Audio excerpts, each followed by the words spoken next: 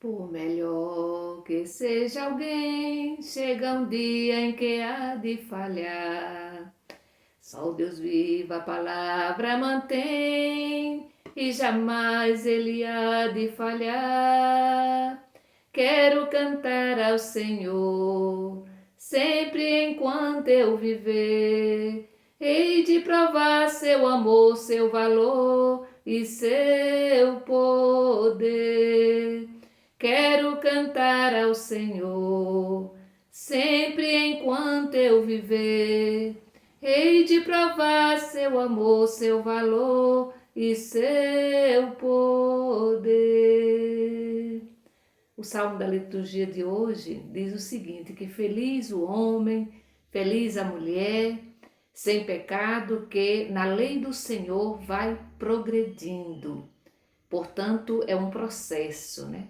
É um processo que a gente vai fazendo diante de Deus e assim a gente vai ficando livre daquilo que nos aprisiona, né? O pecado. Meu irmão e minha irmã, diante do Senhor, hoje domingo, né? Dia do Senhor, dia de descansar, mas também dia de se encontrar com a comunidade para celebrar juntos, para celebrar juntas. Neste momento, nós vamos em silêncio trazer presente os nossos pedidos, as nossas preces, trazendo presente também as pessoas que pediram, que confiam assim em nossas orações. Então, hoje nós vamos fazer, né, esse momento de oração pedindo a Deus que ilumine todas as pessoas, sobretudo aquelas que passam por momentos difíceis na vida. Em nome do Pai, do Filho e do Espírito Santo. Amém. Vamos refletir o Evangelho que a liturgia de hoje nos oferece, que está em Mateus, capítulo 5, do versículo 17 ao 37. Ouvi, irmão e irmã, a palavra do Santo Evangelho escrito por Mateus. Glória a vós, Senhor. Não pensem que eu vim abolir a lei e os profetas. Não vim abolir, mas dar-lhes pleno cumprimento. Eu garanto a vocês, antes que o céu e a terra deixem de existir, nem sequer uma letra ou vírgula serão tiradas da lei sem que tudo aconteça. Portanto, quem desobedecer a um só desses mandamentos, por menor que seja, e ensinar os outros a fazer o mesmo, será considerado o menor no reino do céu. Por outro lado, quem os praticar e ensinar, será considerado grande no reino do céu. Com efeito, eu lhes garanto, se a justiça de vocês não superar a dos doutores da lei e dos fariseus, vocês não entrarão no reino do céu. Vocês ouviram o que foi dito aos antigos: não mate. Quem matar será condenado pelo tribunal. Eu, porém, lhes digo: todo aquele que fica com raiva do seu irmão se torna réu perante o tribunal. Quem diz ao seu irmão imbecil se torna réu perante o sinédrio. Quem chama o irmão de idiota merece o fogo do inferno. Portanto, se você for até o altar para levar a sua oferta, e aí se lembrar do que seu irmão tem alguma coisa contra você, deixe a oferta aí diante do altar e vá primeiro fazer as pazes com o seu irmão. Depois volte para apresentar a oferta.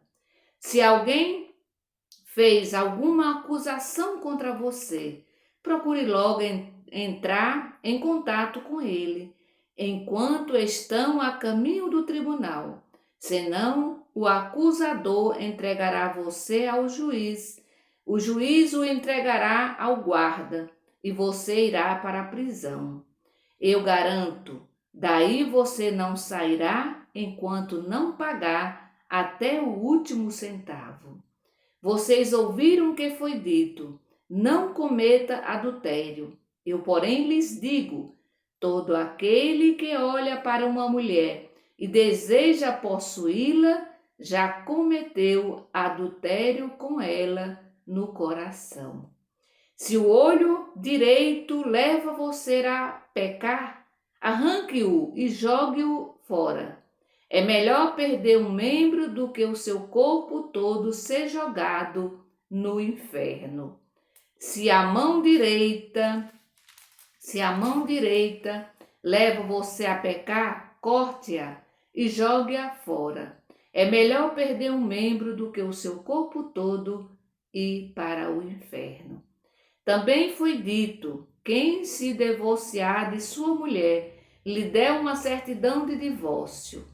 Eu, porém, lhes digo: todo aquele que se divorcia de sua mulher, a não ser por causa de fornicação, faz com que ela se torne adúltera. E quem se casa com a mulher divorciada, comete adultério. Vocês ouviram também o que foi dito aos antigos: não jure falso, mas cumpra os seus juramentos para com o Senhor. Eu, porém, lhes digo: não jurem de modo algum, nem pelo céu, porque é o trono de Deus, nem pela terra, porque é o suporte onde ele apoia os pés.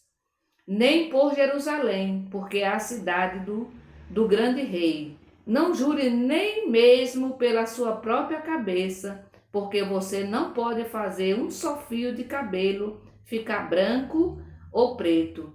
Diga apenas sim, quando é sim, e não quando é não. O que você disser, além disso, vem do maligno.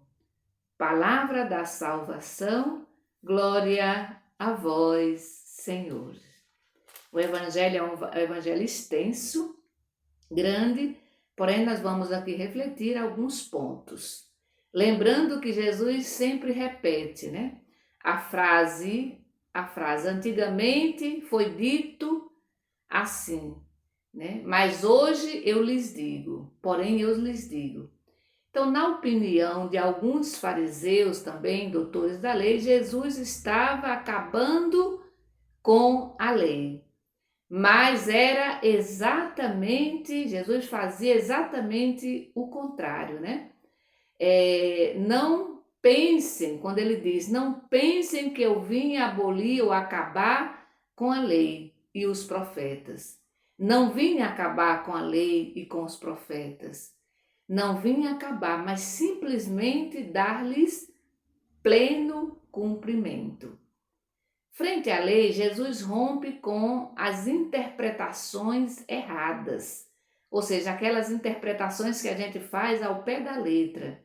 E ele veio justamente para romper com esse tipo de interpretação, essa interpretação errada. E ele vai reafirmar o verdadeiro, aqui está o cerne desse evangelho, ele veio reafirmar o verdadeiro objetivo da lei. Qual era o verdadeiro objetivo da lei, podemos dizer, dos mandamentos? Alcançar a justiça maior, que é a vivência do amor. Se a gente pega os 10 mandamentos, todos traz esse objetivo, a vivência do amor. Veja só, a vivência do amor. Vamos pegar o primeiro mandamento, a primeira lei, né? Não matar. Para observar esse mandamento plenamente, não basta evitar o assassinato. Diz o evangelho de hoje. Não basta evitar o assassinato. É preciso arrancar de dentro de si tudo aquilo que leva ao assassinato. É preciso tirar de dentro de nós tudo aquilo que leva ao assassinato. Ou seja, tirar de dentro de nós, do nosso coração, tudo aquilo que leva ao assassinato, né? E aí, o que é que a gente precisa tirar de dentro do nosso coração? A gente precisa tirar a raiva, a gente precisa tirar o ódio, o xingamento, aquele desejo enorme de vingança. A gente precisa tirar dentro de nós a exploração e tantas outras coisas que vai levar ao fim último, ou seja, levar a matar, ao assassinato. Então Jesus vai dar pleno cumprimento a essa lei. A lei não matar, Jesus vai dizer assim, olha, antes de acontecer o assassinato, é preciso a gente tirar de dentro de nós. Se eu tiro a raiva, se eu tiro o ódio, se eu tiro esse desejo de vingança, se eu tiro o xingamento, esse desejo de vingança, exploração, e é tudo isso dentro do meu coração, com certeza eu não vou matar ninguém, né? Eu não vou chegar ao ato de assassinar alguém. Se eu tirar tudo isso, eu preciso limpar isso de dentro do nosso coração. Então Jesus vai nos dizer isso, né? Ele vai, por isso que ele vai alargar o mandamento, né? Ele vai ampliar a lei. Por isso ele vai dizer, eu não vou tirar nenhuma vírgula, nenhuma letra e nenhuma vírgula da lei, né? Depois podemos também trazer presente a questão do culto, né? Do culto perfeito, aquele culto que agrada a Deus, né?